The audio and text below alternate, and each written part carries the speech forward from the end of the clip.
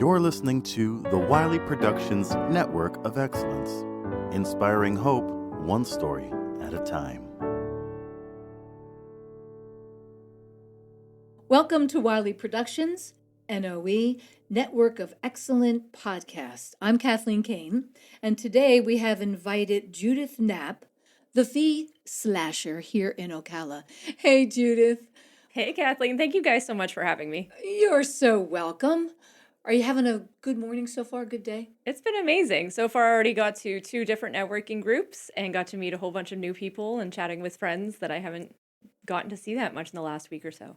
Well, that's, getting to know you. I think that is definitely one of your strengths. Yes, people are kind of my focus. They're really what drives me. So, how did you get involved as the fee slasher? What made you decide to do that? What is your passion about that? I've done business in the past, and I burnt out in business a couple of times. And when I started seeing how people were struggling coming out of COVID and how businesses were getting overcharged and all kinds of things, and they were having to raise their rates, I got really angry, I guess, and then annoyed, and then tried to figure out what the solution was, because I was talking to business owners and they have all these reasons, the rates keep going up and it's more expensive. And I started looking into what all goes into that. I started a pre-MBA, took an accounting course that basically showed me just the extent of costs for business owners and how they go up as they expand instead of going down, which would be the logical direction in my brain. And so I started looking for a job that would make a difference.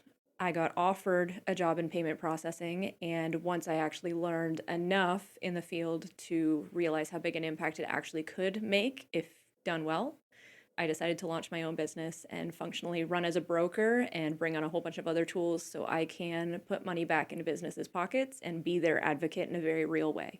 Awesome.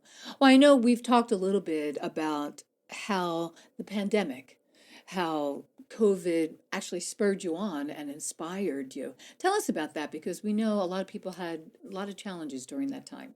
Absolutely. Yeah. I actually got hired in child protection at the beginning of COVID. I was working with real estate investors before that and managing an Airbnb. And then when COVID came up, I got offered the job in child protection. So I started working with that. And then I got COVID and had COVID for 11 months. So I got laid off and didn't have any work and was flipping furniture to raise my rent. And that's when I was seeing all these businesses that I loved shutting down, restaurants that I'd gone to dozens and dozens of times while I was in child protection, even places I used to go for lunch or would go and stop in at the store, and they were just gone. And when I started talking to the business owners, that's kind of what got that whole path started, is realizing I'm sick like crazy. I can't really go anywhere. I can't really do anything, but the places that I want to go aren't even there anymore. And why is that? Right. I had a lot of time to think about it and do a lot of research because I couldn't go anywhere. Yeah, exactly. Yeah. Now, go back a second. We're going to swipe back just a second. Flipping furniture? Yeah. How did you decide to do that? It kind of stumbled upon me, actually. I had my house, it was just me in the house at the time, and I had a really sparsely furnished house. I didn't have a couch. I didn't have several things. So I found furniture on Marketplace primarily. Right. And I would get these pieces for really cheap, and they were really ugly. And I started falling in love with color. And since I was stuck in this space, finding something that was vibrant and that was life-giving was really powerful. So I started experimenting with spray paint.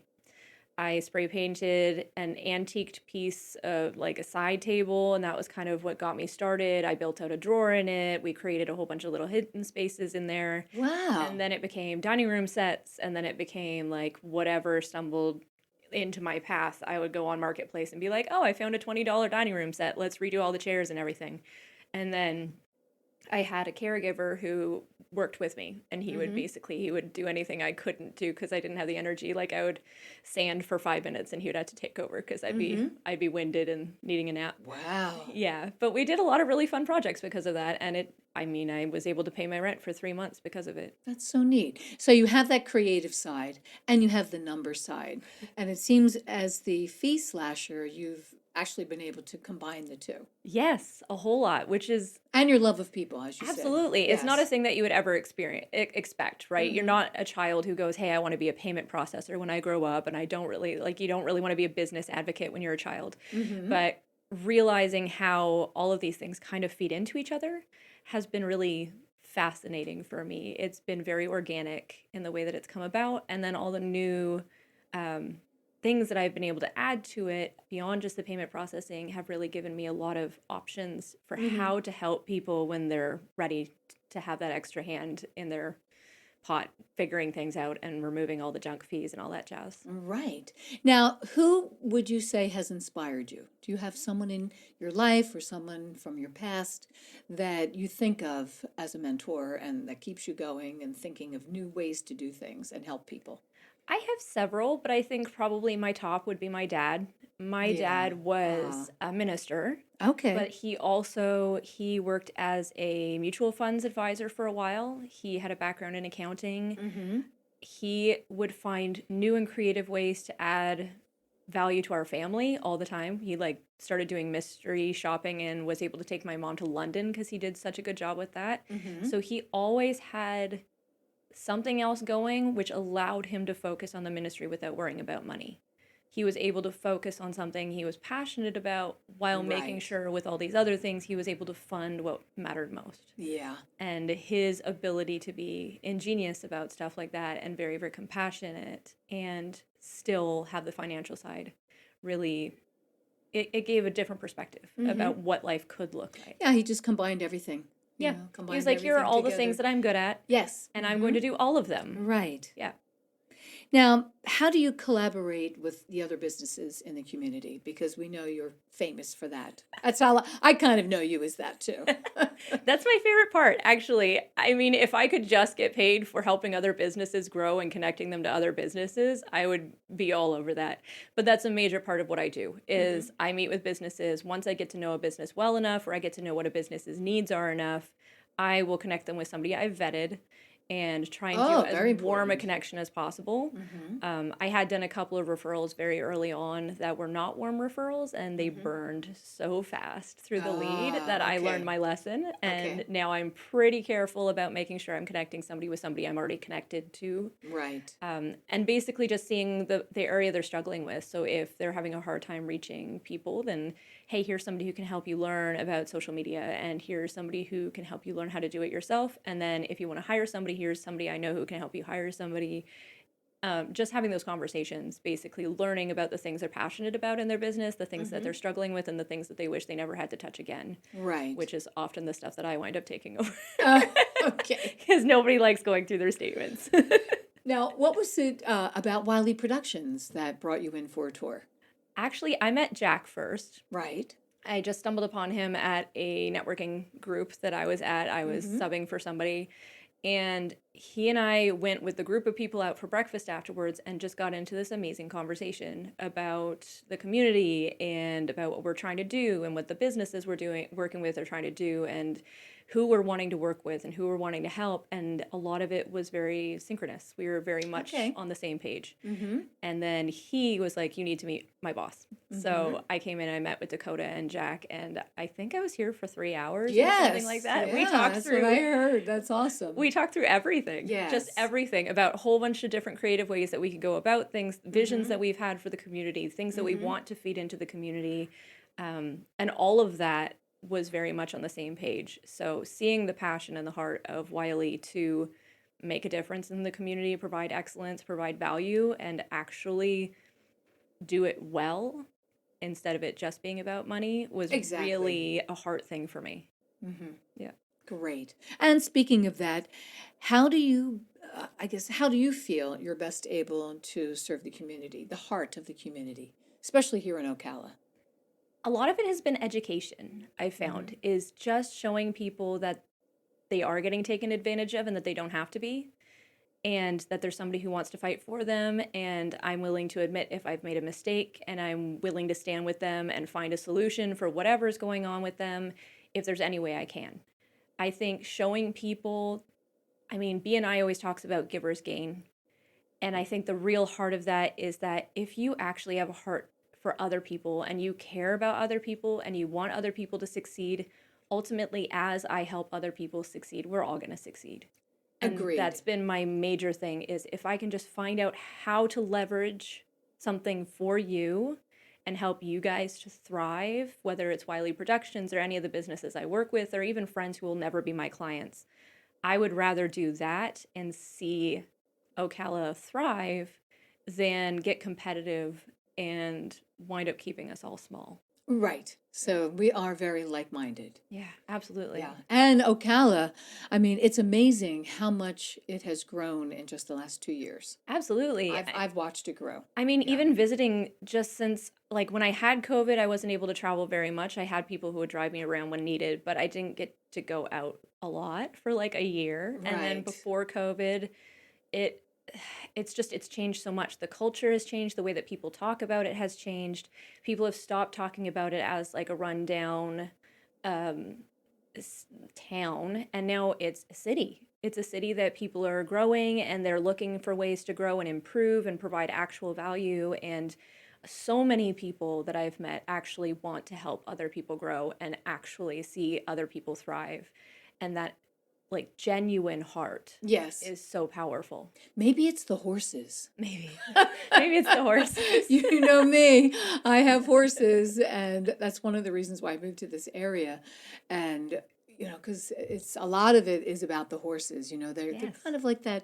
They've been a foundation here in Ocala, but then so many other businesses have thrived as well. Absolutely. I think horses is such a great example because they can tell if a person's fake Exactly. so fast, and Exactly. they weed out those who are authentic and actually read my love mind, them, and then Judith. the people who are coming at them with false intentions, they know 100%, and those are the people, like, that's who I want to be working with. Is I want to work with the people who are good with horses. There you go.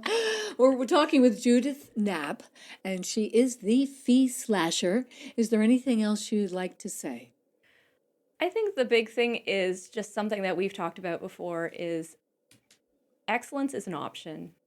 It's ultimately up to us to make that decision, and sometimes it requires us, like I said before, admitting we're wrong, finding a different solution, going through the hard work, and overcoming the obstacles, doing the things that are challenging. It is so easy for us to get where we're comfortable and stay there if we're making enough money in business.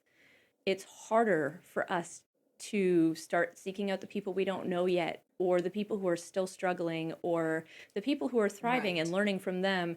And that's kind of where I want to see my people going to, is find one hard thing a day that you just don't want to do and tackle that. I love it. Yeah.